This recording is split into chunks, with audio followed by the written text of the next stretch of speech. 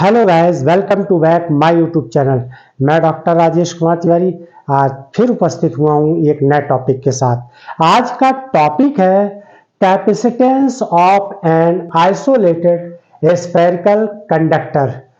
Concept of capacitance, condenser और capacitor के बारे में मैंने इससे पहले एक वीडियो बनाया है और उसका लिंक मैंने डिस्क्रिप्शन में दे दिया है, उसे ज़रूर देख लीजिएगा। तो स्टार्ट करते हैं कैपेसिटेंस। और किसके लिए? एक आइसोलेटेड स्फेरिकल कंडक्टर के लिए। आइसोलेटेड यहां पे शब्द आया, इसका मतलब क्या है?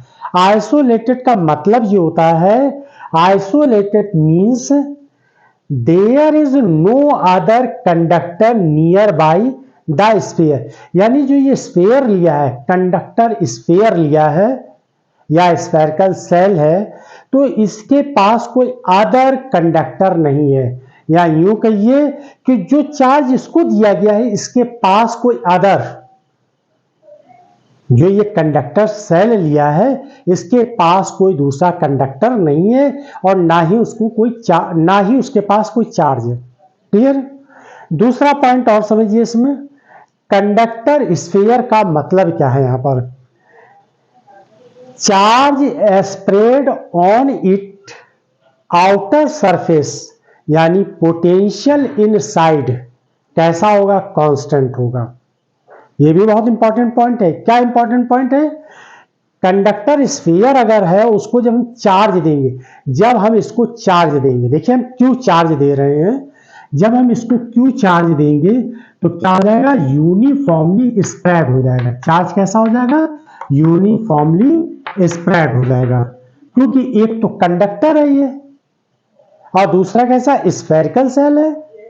तो चार्ज कैसा होगा? सरफेस पे डिस्ट्रीब्यूट हो जाएगा। और ये टॉपिक भी हम लोग किस में पढ़ चुके हैं? इलेक्ट्रिक फील्ड और इलेक्ट्रिक पोटेंशियल में। वहां पर पॉइंट चार्ज के बेस पे स्टडी कर चुके हैं स्फेरिकल सेल की। इसका भी लिंक मैंने डिस्क्रिप्शन में दे दिया, इसे भी जाकर आप देख लीजिएगा।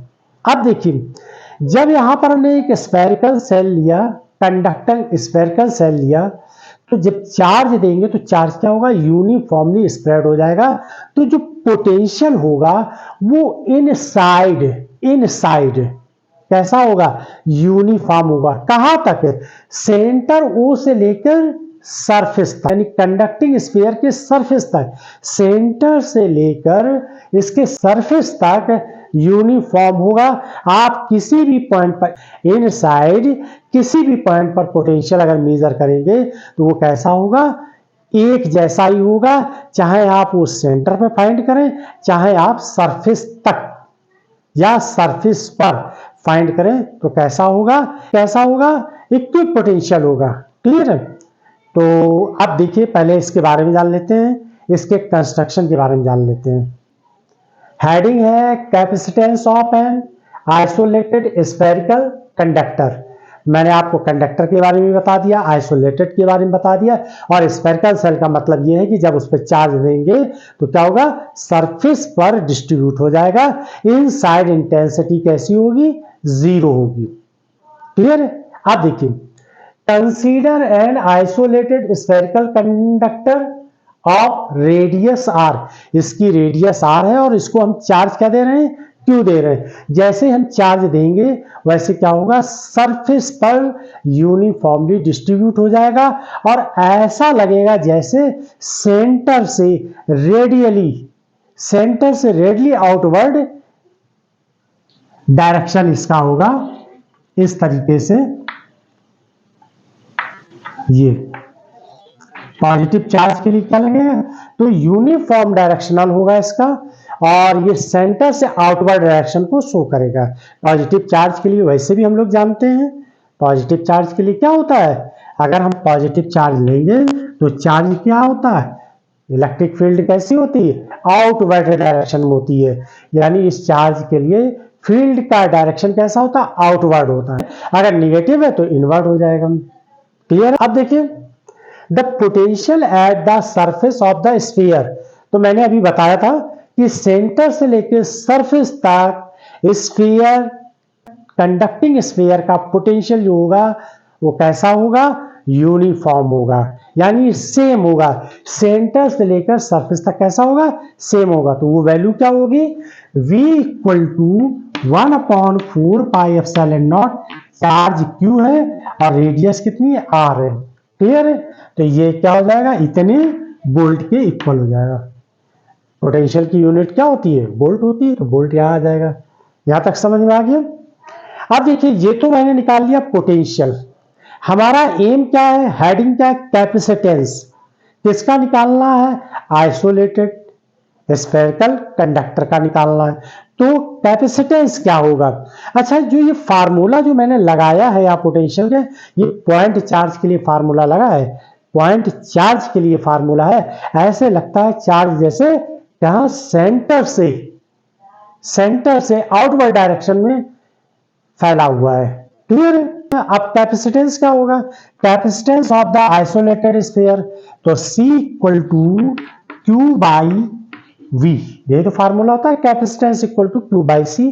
तो यहां पर V की वैल्यू पुट कर दीजिए, तो C इक्वल टू, यहां पर Q ऐसे लिखा रहने दीजिए, V की वैल्यू क्या है, 1/4 pi epsilon not Q by R, और Q से Q कैंसिल हो जाएगा, और जो ये डिवाइड बाई डिवाइड लिखा है ये क्या हो जाएगा, ऊपर चला जाएगा। तो C equal to 4 pi epsilon naught R, ये वैल्यू निकल कर आ जाएगी, इतने फैराड हो जाएगा।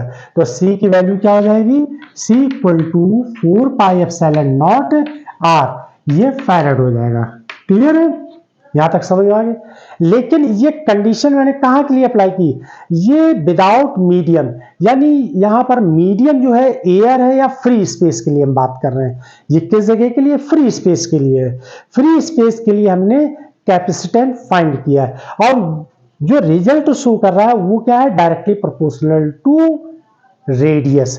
सी क्या है, डायरेक्टली प्रोपोर्शनल टू रेडियस, और रेडियस ये किसकी है, स्फेरिकल सेल की है, स्फेरिकल कंडक्टर की। क्लियर?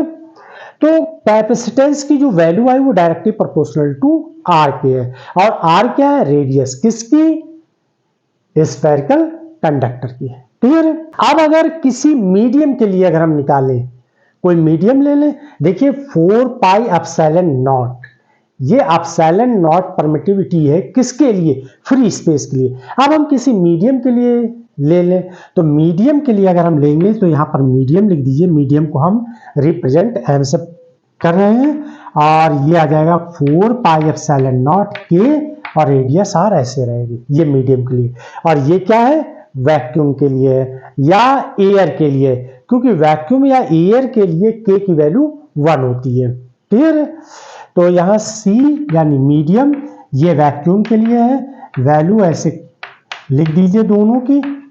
ये मीडियम के लिए 4 पाई एप्सिलॉन नॉट के आर अपॉन, ये क्या है, फ्री स्पेस के लिए, तो 4 pi epsilon naught R, R से R cancel, 4 pi epsilon naught से 4 पाई एप्सिलॉन नॉट कैंसिल हो गया, तो सी एम इक्वल टू के सी की हो जाएगी। ये सी क्या है, वैक्यूम या फ्री स्पेस के लिए, ये क्या है, सी फ्री स्पेस के लिए, फ्री स्पेस के लिए। क्लियर? तो मीडियम में कैपेसिटेंस की वैल्यू क्या होगी, के टाइम्स इंक्रीज हो जाएगी फ्री स्पेस के। फ्री स्पेस में कैपेसिटेंस की जो वैल्यू होगी उसके के टाइम्स मीडियम वाले कैपेसिटेंस की वैल्यू इंक्रीज हो जाएगी या बढ़ जाएगी। क्लियर है? तो यही फार्मूला मुझे ड्राइव करना था। तो आई होप कि आप लोगों को समझ में आया होगा। Thanks for watch my video.